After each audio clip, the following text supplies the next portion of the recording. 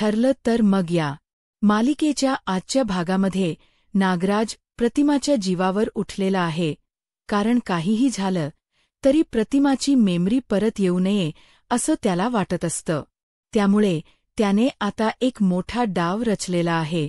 प्रतिमाचा confidence परत आलेला आहे आणि त्याचं एवढंच म्हणणं आहे की तिची मेमरी परत आली नाही पाहिजे, कारण तिने ज्या गोष्टी बघितलेल्या आहेत, ज्या 22 वर्षांपूर्वी गोष्टी झालेल्या आहेत, त्या होऊ नये यासाठी नागराजने आता मोठं कारस्थान सुरू केलेलं आहे. त्याने घराच्या बाहेर आग पेटवलेली आहे आणि तिथे प्रतिमाला घेऊन आलेला आहे. नेमका रविराज एका मीटिंगसाठी बाहेर गेलेला असतो आणि ती आग प्रतिमाला दाखवली जाते. त्यानंतर मात्र एक मोठी गोष्ट होते.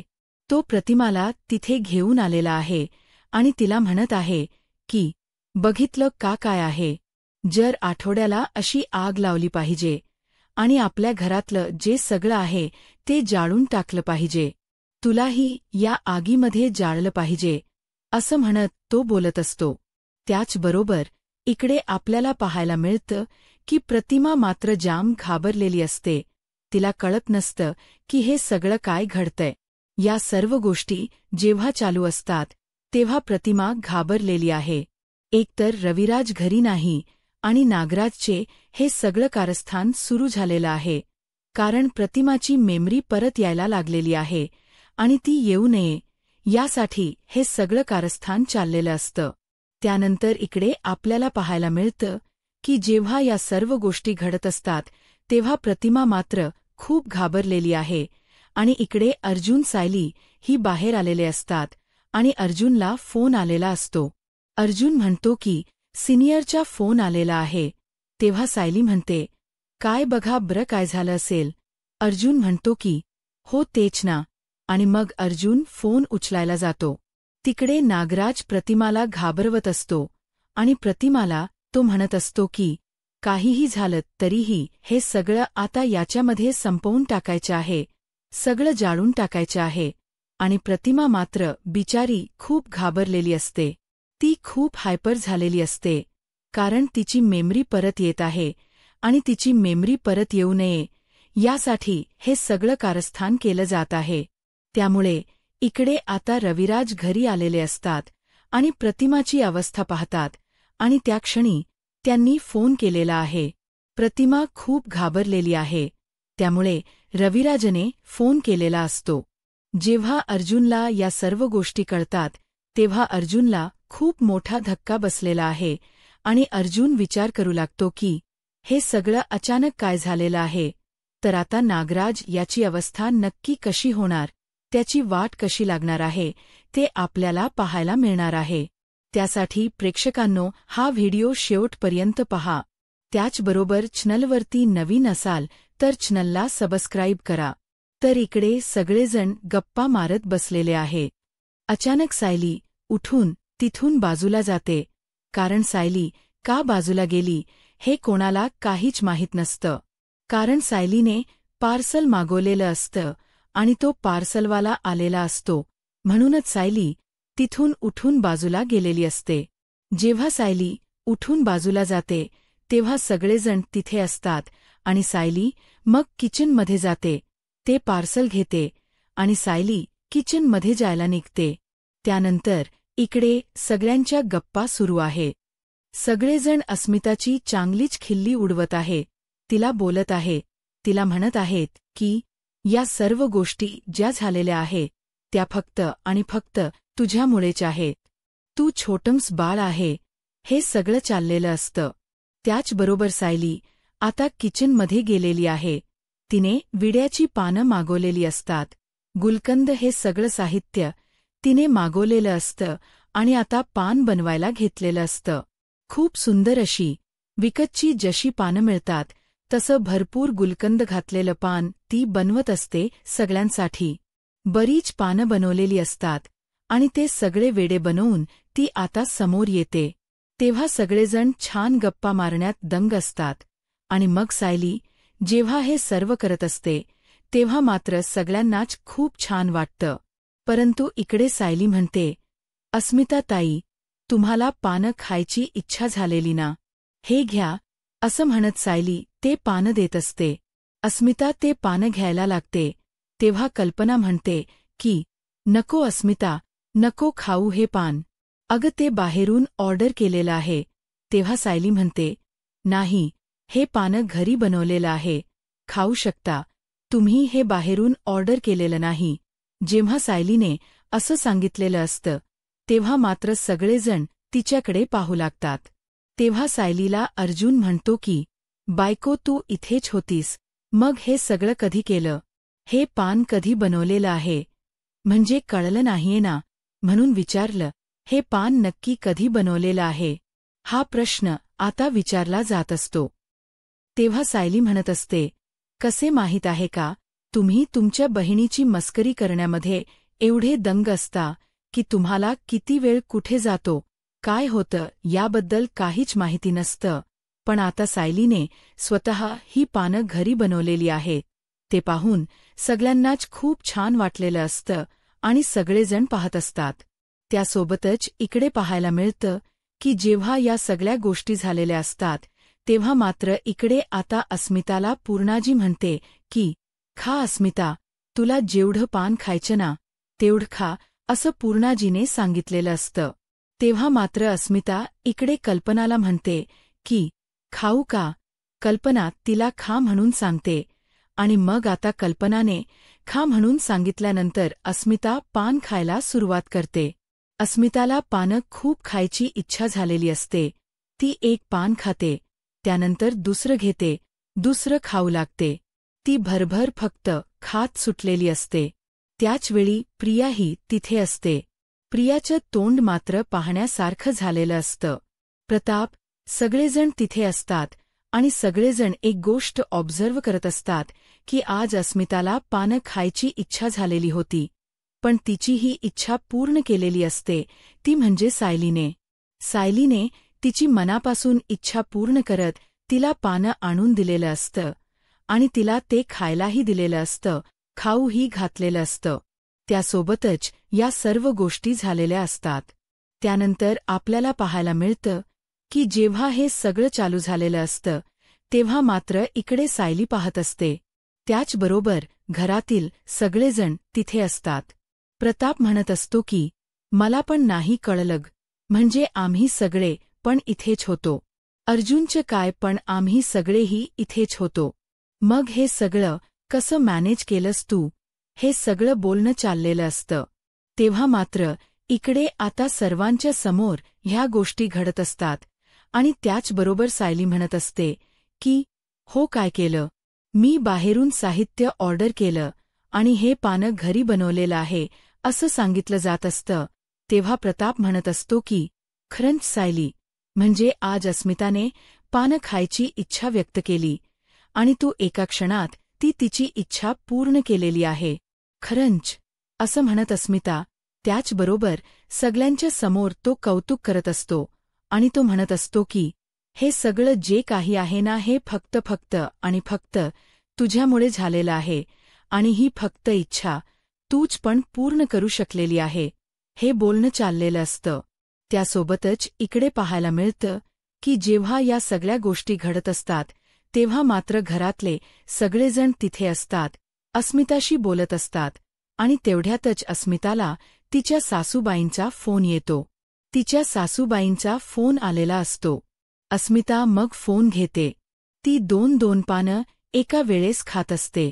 सगळेजण अस्मिताला चिडवत असतात आणि अस्मिता फोन घेते तर ती म्हणते, हो, तो कुरिअरवाला ना, हा, त्याला OTP द्यावा लागेल ना. हे सगळं बोलणं चाललेलं असतं.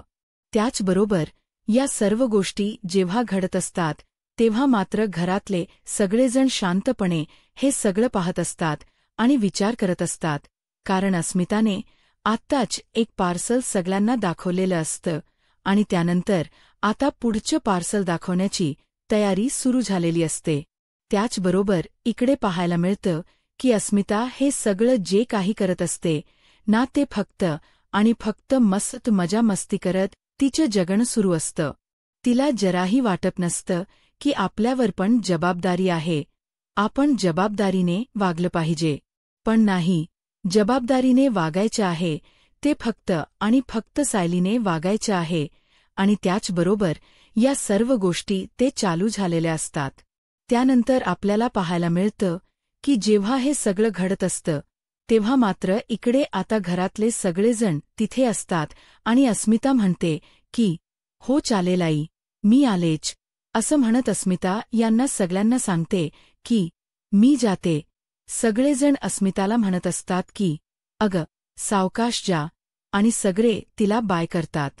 त्याचबरोबर आता अर्जुन, अश्विन, त्याचबरोबर बाकीचे सगळेजण आता पानं खायला सुरुवात करतात. अस्मिताने खाल्ल्यानंतरही बरीच पानं शिल्लक राहिलेली असतात, कारण सायलीने सगळ्यांसाठी पानं बनवलेलं असतं आणि मग सगळेजण पानं खायला घेतात. अर्जुन, त्याचबरोबर प्रताप, पूर्णाजी सगळेजण खुश झालेले असतात. कल्पनाच्या चेहऱ्यावरची मात्र रेष हललेली नसते. तिला ही गोष्ट पटतच नसते की सायली काहीतरी चांगलं वागू शकते. आता सगळ्यांचं खाऊन झालेलं असतं आणि रूममध्ये आलेले असतात तेव्हा प्रताप म्हणत असतो की कल्पना तुला आठवते का ग? म्हणजे आता बरीच वर्ष झाली आपण पानं खाऊन. तो बाहेरचा जो पानवाला आहे ना, स्टेशनच्या बाहेरच्या, आपण दोघेजण तिथे पानं खायला जायचो. म्हणजे आपण आवडीने जायचो, आपल्याला ते खूप आवडायचं म्हणून जायचो आणि मग पूर्णाजीसाठी पण येताना आपण पानं घेऊन यायचो तिथून. आणि जेव्हा पूर्णाजीसाठी आपण ते पानं घेऊन यायचो तेव्हा मात्र या सगळ्या गोष्टी तिथे झालेल्या असायच्या. त्यानंतर या सगळ्या गोष्टी जेव्हा घडत असायच्या तेव्हा मात्र इकडे हे सगळं बोलणं चालू झालेलं असतं. त्याचवेळी सायली आणि अर्जुन दोघेही बोलत असतात. अर्जुन म्हणत असतो की मिसेस सायली, तुम्हाला एक गोष्ट सांगायची आहे मला. तेव्हा सायली म्हणत असते की काय झालं? तेव्हा अर्जुन सांगत असतो की लहान असताना पण ना आम्ही असंच पानं खायचो. प्रतिमाहत्या म्हणजे जी अस्मिताई आहे ना, ती लहानपणापासून अशीच आहे. ती ना व्यवस्थित जेवण वगैरे करायची नाही. प्रतिमात्या रोज सगळ्यांसाठी काही ना काही नवीन नवीन बनवत राहायची. पण अस्मिताईला मात्र त्या गोष्टी नकोच असायच्या आणि तिला ते खायलाही नको असायचं. हे सगळं बोलणं सुरू झालेलं असतं. त्यासोबतच इकडे पाहायला मिळतं की सायली म्हणत असते, मग तुमची पण चंगळ असेल ना? हे सगळं बोलणं चालू असतं. तेव्हा मात्र इकडे अर्जुन सांगत असतो की हो, पण कसं व्हायचं माहिती आहे का? अस्मिता येईना, ते खूप थोडं थोडं खायची. निवांत चाललेलं असायचं तिचं. गोंधळ मात्र तिच्या आधी खूप असायचा, पण नंतर ह्या सर्व गोष्टी घडायच्या. त्याचबरोबर इकडे अर्जुन सांगत असतो, तो म्हणत असतो की मग प्रतिमा हत्या म्हणायला लागली की जो पटकन खाईल ना त्याला मी पानं देणार आहे. मग आम्ही सगळेजण जास्तच फास्ट खायला लागलो. इकडे त्याचबरोबर प्रतापही बोलत असतो. प्रताप म्हणत असतो, पण तुझ्या लक्षात आलं का कल्पना, इतक्या दिवसांमध्ये अस्मिता बरोबर आपण सगळ्यांनी ही पानं खात चंगळ केली. पण हे सगळं कुणामुळे झालेलं आहे? हे सगळं होऊ शकलेलं आहे ते फक्त आणि फक्त सायलीमुळे. सायलीने अस्मिताने इच्छा बोलून दाखवतात सायलीने स्वतः जाऊन ते पान बनवलं, बाहेरून साहित्य मागवलं. जी गोष्ट तुझ्या लक्षात यायला पाहिजे होती. त्याचबरोबर ती तन्वी आहे ना, जी अस्मिताची खूप जवळची मैत्रीण आहे. मी अस्मितासाठी काही करेल, हे तिचं बोलणं चाललेलं असतं ना. तिने तू करायला पाहिजे होतं, पण तुम्ही नाही केलं.